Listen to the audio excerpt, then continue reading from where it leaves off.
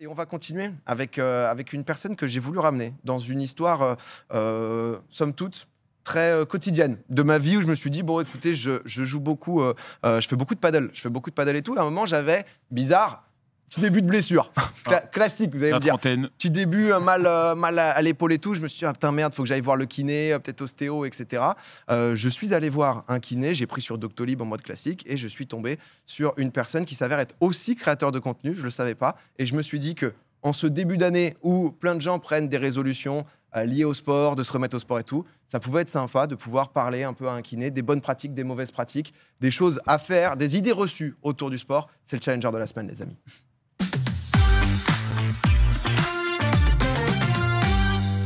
Mon cher Aymeric, bonjour. Salut. Salut, comment tu vas? Très bien et toi? Bah écoute, très bien. Alors Aymeric, tu es aussi, donc, comme je le disais, sur Insta, un peu sur tous les réseaux, HEM ton kiné, où Exactement. avec quasiment 200 000 abonnés. J'avoue que je l'ai découvert parce qu'on a fait une séance et à la toute fin, voilà, je suis très pro, hein, très pro en mode, m'a posé plein de questions pour la fin, me dire bon finalement je sais ce que tu fais, mais voilà je voulais juste te dire et on s'est dit que ça pouvait être sympa de venir parler ici. Donc toi en tant que kiné ostéo, ça parlait aussi beaucoup de Major Mouvement dans le chat qui a un collègue à toi.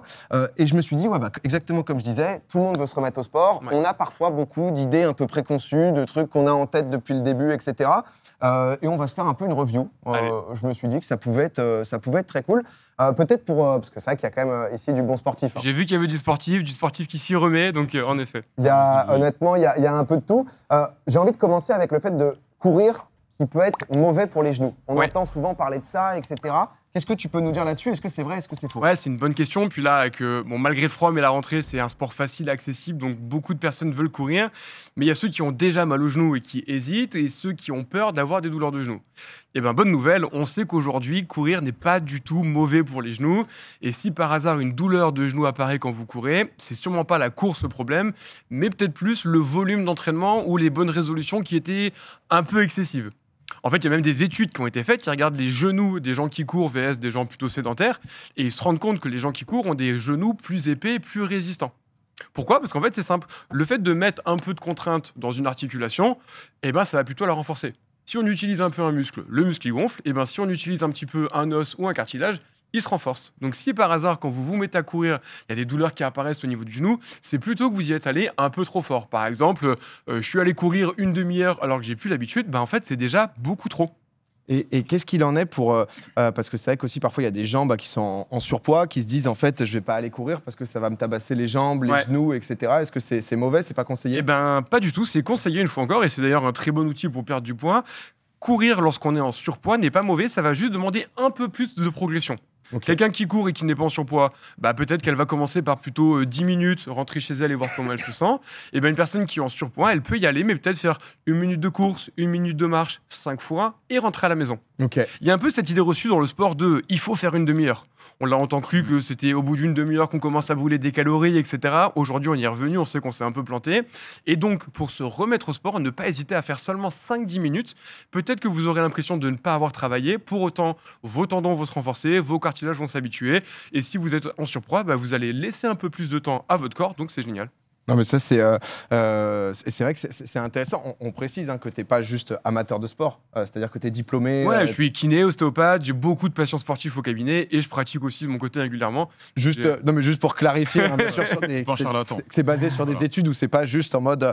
Ensuite voilà, c'est tout dans la pratique et dans la gestion. Tout dépend aussi. Voilà, si jamais t'as les ligaments croisés, en effet, faut peut-être pas courir tout de suite, quoi. Faut pas courir tout de suite, mais une fois encore, on peut courir sans ligaments croisés. Mais c'est sûr que si tu viens de te les faire, c'est peut-être pas le lendemain que tu vas claquer un 10 km. C'est peut-être pas le. J'ai écouté Popcorn, je comprends pas. J'y suis allé direct. Qu'est-ce qu'on peut dire peut-être autour le fait de renforcer un os, etc. Ouais. Est-ce que c'est possible? Et ouais, c'est possible. Et justement, les gens des fois sont surpris quand on leur dit ça, mais en fait, c'est possible. Le fait de mettre de la contrainte va renforcer l'os. Il y a même des combattants, un sport de combat, je sais que t'en fais par exemple, où on sait que le fait de venir taper régulièrement dans un tibia, bah, ça peut aider aussi. Quand on se fait une fracture, on sait que lorsque la fracture a consolidé, la zone est souvent un peu plus résistante. Et si on prend l'inverse, les gens qui ont le moins de contraintes dans leur corps, qui c'est? Les astronautes. Ils n'ont même pas la pesanteur qui font qu'ils ont un peu de poids dans leur tissu. Et en fait, quand ils retournent sur Terre après avoir passé plusieurs mois en station, ils ont une vraie perte de la capacité de leur os.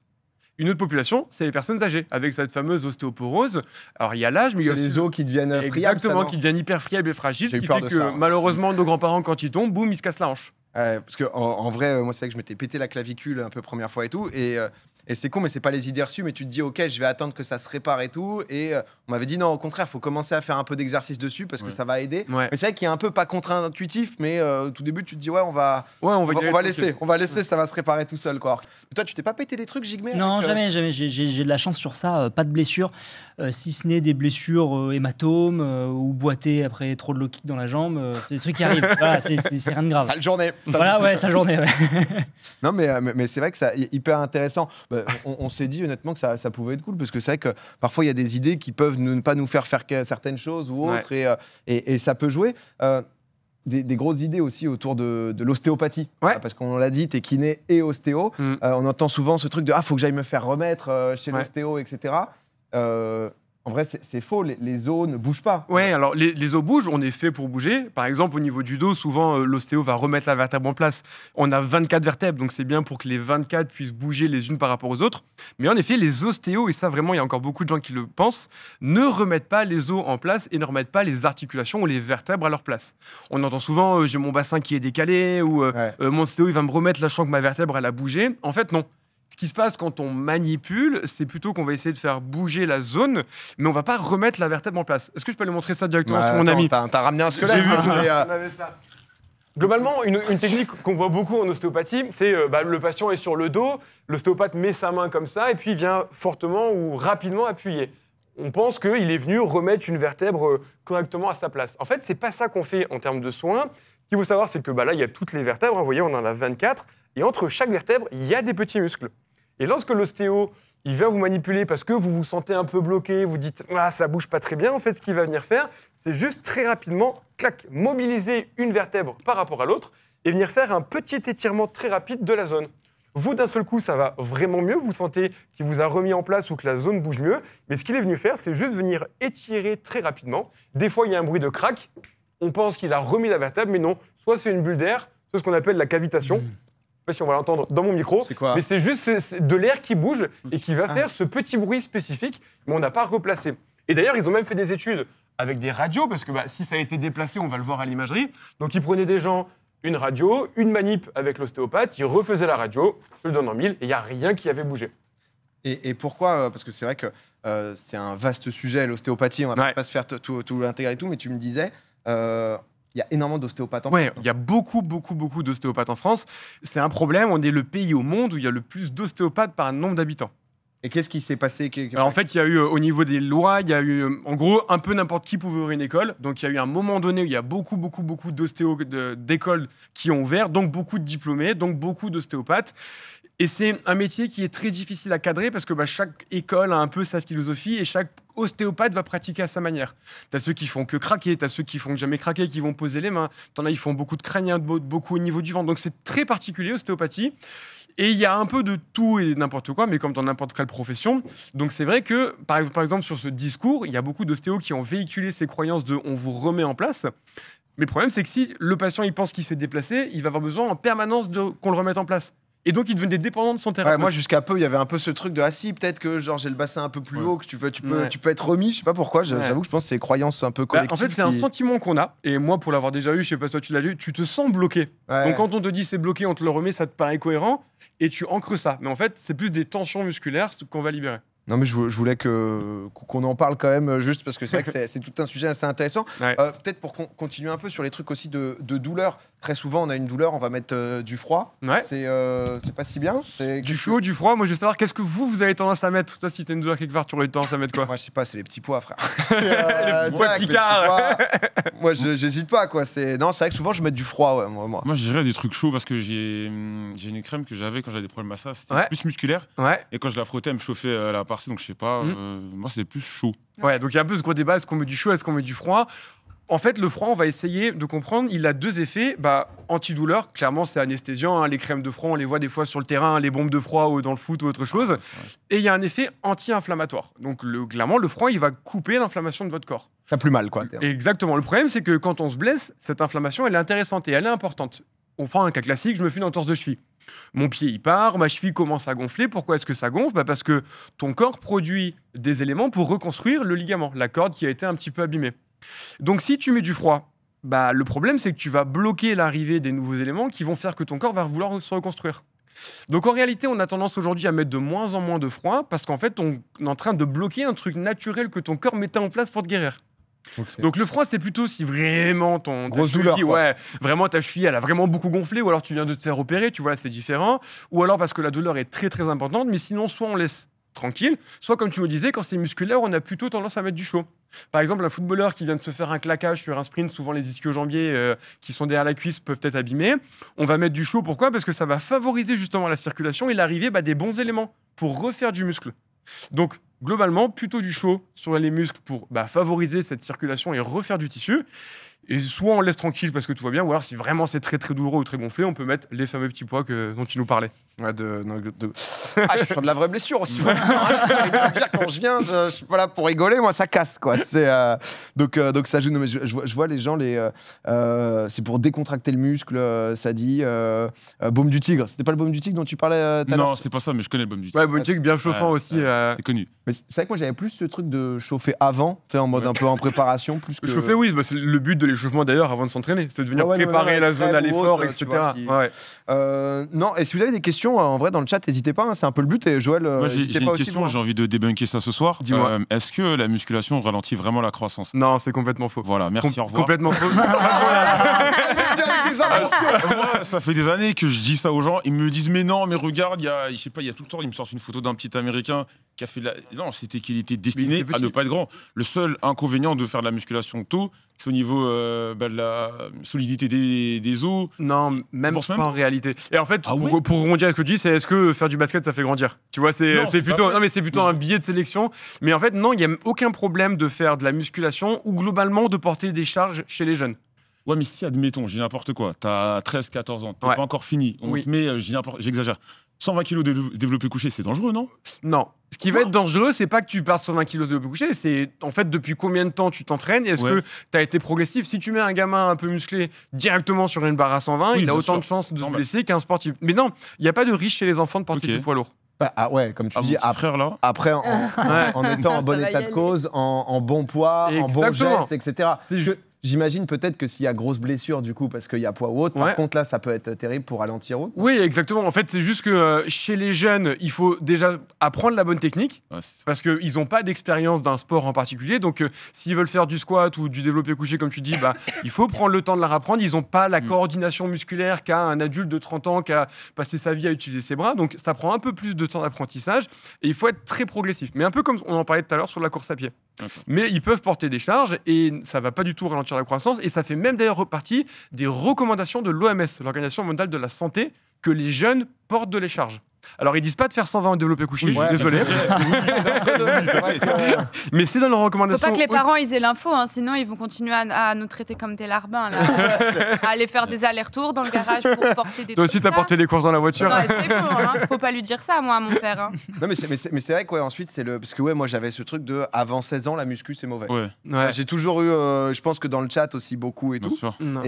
Mais du coup oui c'est vrai que ça doit être très progressif, très bien dosé pour pas. Exactement. Et en fait, les seules recommandations chez les enfants, c'est plus d'éviter de les hyper spécialiser. Donc, faut pas que ton enfant. Enfin, c'est pas recommandé qu'il y aille tous les jours 3 heures par jour que parce qu'il a besoin de créer du lien social et de faire plein de choses différentes. En fait, le seul truc chez les enfants qu'on veut éviter, c'est l'hyper spécialisation parce qu'ils sont en un âge où ils doivent plutôt être touche à tout pour développer plein de qualités physiques différentes. Oui, t'as pas envie qu'il ait rien développé hormis le biceps et que du coup... Exactement. Et donc on préconise plutôt de varier entre des sports individuels, des sports d'équipe pour le côté social, avec des sports de stratégie, des sports de force, des sports d'endurance, juste parce qu'on a un individu qui se développe dans tous les secteurs et donc c'est bien qu'il puisse être un peu touche à tout. C'est un peu la seule reco qu'on essaie d'éviter. Mais vraiment, on peut y aller sur la charge de lourde. Peut-être qui peut être bien aussi, c'est sur la posture. Parce que c'est vrai que je sais qu'en fonction comment vous travaillez, si vous êtes en télétravail, etc., C'est vrai qu'on nous dit beaucoup toujours de nous tenir droit, etc. Est-ce qu'il y a des mauvaises croyances, on va dire, liées à ça? Ouais, il y en a beaucoup par rapport aux croyances ou à la posture. Et déjà, quand là, on se regarde un peu tous comment on est installé, on voit que personne. Hop là, ça se redresse en général quand je dis ça. Mais avant que tout le monde se redresse, on était tous installés différemment. Moi, là, je suis un peu de côté. Là-bas, c'était avachi. Lucas, un peu plus les épaules enroulées. Donc, on a en fait spontanément tous des postures qui nous sont confortables. On a longtemps cru que d'être complètement arrondi vers l'avant, c'était mauvais. Et si je peux avoir un petit cobaye juste là, je peux même vous le montrer. Jigme, vas-y, c'est Allez. parti. En fait, on va. Après, il y a un combat. Alors, si tu peux t'installer juste là, on va regarder ça. Déjà, comment toi, tu auras envie de t'installer spontanément quand tu es sur ton ordi ou autre chose? Je suis debout, moi. Je me Ah, mets toujours putain, debout mauvais sur exemple. Désolé. On a pris le mec qui est dans le champ toute la journée. Non, ça dépend de ce que je suis en train de faire. Ouais, si si je tu suis es en sur train. l'ordi ou autre chose. Généralement, je pense que les 5 premières minutes, je suis comme ça. Ouais. Et puis, dès que je suis en train de faire plusieurs games. Ça va chier. Exactement. Et c'est cool parce que ce que tu nous racontes, c'est vraiment ce qu'on a très souvent, en fait, les gens, on leur dit de se tenir droit. Donc, se tenir droit, c'est notre ami juste là. Quand on fait ça, en fait, on a une tension musculaire à l'arrière qui travaille. Donc, on va plutôt impacter les muscles. À l'inverse, quand tu te mets un peu en mode avachi au fond de ta chaise, tu es plutôt en fait complètement relâché, tu vas venir enrouler, venir mobiliser et faire bouger toutes les vertèbres. Ce qu'il faut se dire, c'est qu'il n'y en a aucun qui est meilleur que l'autre. Quand tu es totalement droit, tu as une tension musculaire. Si tu n'y es pas habitué, clairement tu l'as vécu, on l'a tous vécu, au bout de 5 minutes, tu en as marre et tu retombes ici. Et quand tu te remets comme ça, tu es relâché musculairement et tu es plutôt ce qu'on appelle en flexion, donc arrondi au niveau du bas du dos. Dans un cas, tes muscles travaillent. Dans l'autre cas, tu vas plutôt être en appui sur tes vertèbres. Comme on l'a dit tout à l'heure sur la course à pied, les vertèbres, ce sont des os. Elles vont s'habituer à ce type de contrainte. Ce qui va être mauvais, c'est pas d'être dans une ou des autres positions, c'est d'y être en permanence. Si tu joues sur ton écran autre chose pendant 8 heures et pendant 8 heures, t'es en rectitude, c'est comme si là, on se met tous à faire la chaise pendant 8 heures. Clairement, les muscles du quadriceps, ça va brûler, on n'aura plus du tout envie de le faire. Et on l'a tous vécu, c'est pas confortable. Mais de la même manière, si on est en flexion maximale, on est plutôt en étirement. Mettez-vous tous comme ça, avec vos doigts. Ça va, ça tire un peu, mais c'est pas insupportable. Si je vous demande tous d'y rester 8 heures, ça va pas le faire. Et donc, c'est exactement la même chose par rapport à la posture et à la bonne ou à la mauvaise posture. Soit je suis droit et j'ai plutôt une activation musculaire, comme tu nous le fais spontanément, soit je suis plutôt avachi et je suis plutôt en étirement. Et donc, au final, par rapport à la bonne ou à la mauvaise posture, c'est plutôt le fait de les varier. De temps en temps, j'active mes muscles. De temps en temps, je fais un peu d'étirement. De temps en temps, je vais mettre un peu sur le côté. Donc, il n'y en a aucune qui est bonne, il n'y en a aucune qui est mauvaise. Ce qu'il faut plutôt, c'est d'essayer de les varier Il n'y régulièrement. a aucune position qui te nique le dos. Aucune. Moi, je joue comme ça à chaque fois, même Ouais. les viewers. Ah, c'est un peu bizarre. à Ah, chaque moi fois, aussi, je fais ça. sur LoL, J'appelle ça la crevette. Ouais, tu sais, et c'est agréable en vrai. Hein, pour game, ça, c'est bien, il n'y a aucun problème. Non, il n'y a absolument aucun problème. Et c'est juste, entre guillemets, est-ce que c'est une. Parce que c'est vrai qu'entre le truc où les gamins doivent porter des poids maintenant et mettez-vous n'importe comment, c'est très antinomique de tout ce qu'on nous a dit et tout. Ouais. Mais c'est quoi? Faut pas rester plus de. Alors j'imagine c'est pas au bout d'une demi-heure, si t'es resté 32 minutes, t'es mort. Mais c'est avoir des changements quand tu dis régulier, c'est quoi? Ouais, c'est aller bouger tous les 20 minutes. En mode j'étais comme ça, boum, je rechange. Je mets ma jambe exactement. dessus. Et puis ça va dépendre aussi de pas mal de facteurs. Est-ce que tu es sportif? Est-ce que tu es sédentaire? Est-ce que tu es jeune, âgé? Est-ce que tu as des antécédents de blessures? Donc la durée, elle va varier. Mais par exemple, là, quand tu nous montres ça, ce qu'on voit, c'est qu'en fait, tu es en flexion maximale. Donc par exemple, par rapport à mon doigt, tu es vraiment ici. Ouais. Donc, tu risques d'avoir des douleurs qui vont apparaître un peu plus régulièrement que quand on est juste assis, un peu avachi, où on n'est plus en fin d'amplitude, on est peut-être un peu juste là. Et donc, si vraiment on veut essayer de comprendre le mieux, d'un point de vue santé ou prévention, ou si vraiment on veut faire plaisir à nos parents qui nous ont dit de nous tenir droit, on va dire que si tu es tout le temps en flexion et que tu as envie de changer, essaye de changer pour un truc un peu moins en flexion. Donc, un peu plus redressé. Parce que c'est ça, peut-être le piège, c'est que du coup, moi je sais quand je game ou autre, c'est vrai que du coup je suis avachi, mais soit je suis avachi comme ça, soit comme ça, mais toujours quand même jamais. Ouais, mais par exemple, quand tu es avachi plutôt fond de canapé comme ça, bah là tu es plutôt soit droit, soit en extension en réalité. Ah ok, d'accord. Et Mais quand du tu es coup- vraiment les genoux ou poitrine, tu es en flexion max. Mais du coup, pourquoi quand on change de chaise, parfois quand on passe 2 heures sur une chaise pourrie, on est en mode ah cette chaise elle m'a flingué le dos, je suis trop mal et tout. Parce qu'en général, selon les chaises que tu vas avoir, spontanément, en fait, la posture que tu vas adapter va être différente. Soit parce que l'assise est plus molle ou plus dure, et du coup, l'appui des os des fesses vont être différents. Soit tu vas mettre un peu plus d'inclinaison. Soit tu vas être moins confortable au fond parce qu'elle sera moins motelonnée, je dis n'importe quoi. Soit parce que le dossier sera différent. Et en fait, spontanément, tu vas te changer, tu vas te mettre dans des postures dans lesquelles tu n'es pas habitué. Moi, l'exemple concret, je suis kinéostéo, donc tu imagines le métier, je suis toute la journée, je suis debout, tu vois, je bouge à gauche, à droite. Et pendant le confinement, je tapais mon mémoire et j'ai passé une journée entière assis, et ça pendant 3-4 jours. En une semaine, j'ai eu des douleurs de dos comme j'ai jamais eu. J'étais autant assis que quelqu'un qui faisait un métier de bureau, mais vu que j'y étais pas habitué, j'ai eu des grosses douleurs de dos. Juste parce qu'en fait, et j'étais pas assis plus que d'autres, mais mon corps n'est pas habitué à passer du temps assis. Mais c'est marrant ce que tu dis parce que moi je fais beaucoup de yoga Ouais. et du coup le yoga c'est beaucoup l'amélioration de la posture, Ouais. etc. Et en fait la prof de yoga, il y a une posture qui est pas évidente pour tout le monde, c'est se mettre assis en angle droit, genre avec les jambes Ouais. debout, allongées. Je suis claire ou pas? Ouais. Les jambes Assis en haut, en écart. avec les jambes dépliées par terre, allongées. Assis, jambes tendues. Il y a pas assis, jambes tendues, il y a Ouais. pas tout le monde qui est capable de le Les faire. jambes sont comme ça et son dos est comme ça. Ah, ok, Et les d'accord. genoux, ils remontent et tout. Il y a certaines personnes qui sont pas capables de le faire. Et en Ouais. fait, ma prof de yoga, elle me disait, peut-être que c'est pas vrai, hein, tu vas me le dire, elle me disait qu'en fait, en Inde, ils sont tellement habitués à se mettre dans cette posture depuis tout petit que eux, ils s'en foutent, ils savent tous le faire, ils ont le dos méga droit. Et, C'est exactement ça, ou c'est un autre exemple un peu plus parlant pour ceux qui n'ont pas compris la posture, juste d'être accroupi en bas du squat. Ok. Aujourd'hui, nous, la plupart, on est incapable de rester en bas du squat. On perd l'équilibre, on a mal dans les genoux, dans les Ouais. chevilles, dans les hanches. Les populations asiatiques qui le font toute la journée, qui vivent comme, enfin, toute la journée, j'exagère, mais qui vont manger comme ça et qui ont culturellement cette posture, ils ont une meilleure mobilité et ils peuvent y passer beaucoup de temps. Et en effet, ce que tu nous dis, cette posture-là, en général, tu as mal au dos, tu es raide parce que tu as les muscles à l'arrière qui vont tirer et donc tu n'y es pas du tout confortable. Et donc, juste, on a recréé une posture qu'on n'avait jamais utilisée. Si on le faisait régulièrement, et d'ailleurs, si tu as pratiqué le yoga, tu as dû voir que tu devais progresser, par ah, mais exemple. oui, mais c'est Et un truc qui était impressionnant, même, désagréable ne le devient plus. hein. Ouais. Parce que juste, tu as changé ta routine habituelle. Putain, non, mais écoute, je vois les gens qui découvrent, qui fait Joël. Moi j'ai une question, c'est quoi ton avis sur les sièges gaming? Est-ce que moi je suis parfaitement bien dedans, il y en a Ouais. plein qui disent que non, ça change pas grand chose et tout. Ouais, alors c'est une super question, que ce soit les chaises gaming ou même Ouais. ergonomiques, Ouais, etc. c'est ça, ergonomique. En fait, l'avantage de ces chaises-là, c'est que spontanément, quand il est posé, bon, en plus qu'elles soient confortables, elles vont. Bah, tu vois un peu notre ami, là, il a des courbures au niveau du dos, Ouais. qui sont censées, ce qu'on appelle être les courbures naturelles, mais qui sont juste la forme de tes vertèbres et de ton dos, qui est plus ou moins marquée chez des gens. Tu as des gens qui sont très creusés, d'autres qui sont plus ou moins plats, et ces chaises te permettent de tenir un petit peu ça. Elles sont intéressantes parce qu'elles sont beaucoup plus modulables et donc elles vont te permettre d'être moins en fin d'amplitude. Ok. Un peu comme tout à l'heure, on en parlait quand toi, tu es en flexion max, ou comme tu nous disais, Lucia, sur cette position où on est en amplitude maximale, quand on n'y est pas habitué, c'est plus difficile. Rester en bas du squat, on n'y est pas habitué, c'est plus difficile. Donc ça va être un peu l'avantage de ces chaises, c'est qu'elles vont te mettre dans une position un peu moyenne, qui est la moyenne de tout le monde, qui fait que globalement, ça reste confortable. Après, il y a des chaises, c'est de la bonne merde, hein, quand même. Les chaises gaming, je me permets juste de. Non, pas de nom de marque, C'est vrai mais- qu'il y en a, ils se sont foutus là-dedans. Et Bien sûr. il y a des trucs, c'est des horreurs quand même, hein, juste au passage, parce que. Mais non, mais ouais, c'est vrai que c'est lié aussi derrière à la posture et tout. Je vois plein de questions. Après, j'imagine, toi, ça doit être que ça, tes DM ou des gens qui sont en mode j'ai un souci au coude. C'est normal là. Mais parce que. C'est vrai qu'il n'y a rien, les gens demandent des conseils de est-ce que c'est bien de s'étirer le matin et tout. Il Ouais. n'y a pas de formule magique, quoi, j'imagine, de bon, bah tu fais un exercice tous les matins et t'es super bien, quoi. Alors, oui et non. C'est-à-dire que un truc qui marche chez tout le monde, c'est déjà une bonne hygiène de vie, bien dormir, bien manger et faire de l'exercice régulièrement. Et moi, j'ai plein de patients où je leur fais faire des exercices quasiment un peu au hasard, parce que je sais qu'ils ont mal au dos juste parce qu'ils ont un mode de vie sédentaire et ça leur fait du bien. C'est pas parce qu'ils ont fait l'exercice magique, c'est juste parce qu'en fait, ils ont juste bougé régulièrement. Donc ça, déjà, c'est une bonne piste d'amélioration. Et après, par contre, comme tu le disais, il y a un vrai côté, un peu personnellement, qu'est-ce qui me fait du bien? Par exemple, les courbatures. On sait que globalement, les courbatures, c'est des petites déchirures qui vont arriver au sein d'un muscle. C'est pour ça qu'en général, on les a quand on fait un effort difficile. Genre, je me remets à courir parce que c'est mes bonnes résolutions. Je vais faire beaucoup d'escaliers, une grosse randonnée, grosse courbature. Donc, quand on sait ça, on comprend que les étirements ne préviennent pas les courbatures.